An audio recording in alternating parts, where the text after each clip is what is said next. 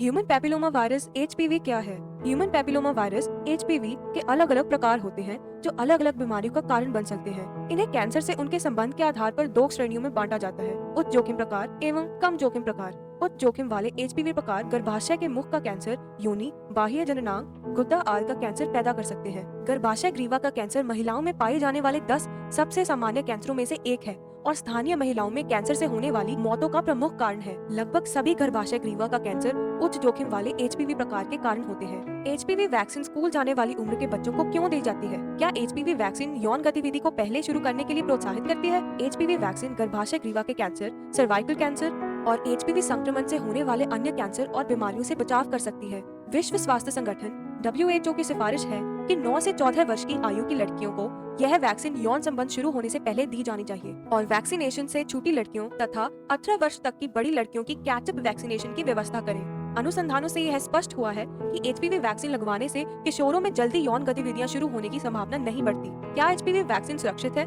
HPV vaccine सामान्य रूप से सुरक्षित है।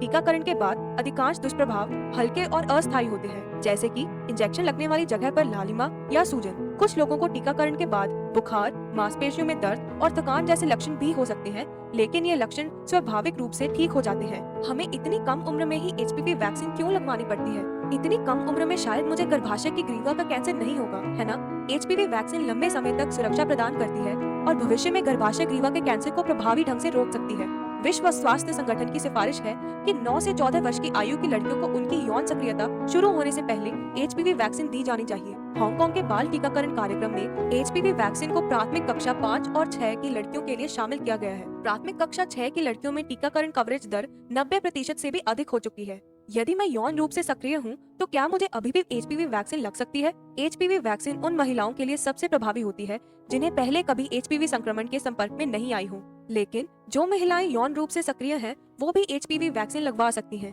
चाहे अपने वैक्सीन लगवाई हो या नहीं। यौन रूप से सक्रिय होने के बाद आपको नियमित रूप से गर्भाशय ग्रीवा की जांच करानी चाहिए। गर्भाशय ग्रीवा के कैंसर को रोकने के क्या तरीके हैं? एचपीवी टीकाकरण के अलावा नियमित ग्रीवा जांच गर्भाशय ग्रीवा कैंसर को रोकने का एक प्रभावी तरीका साबित हुआ है।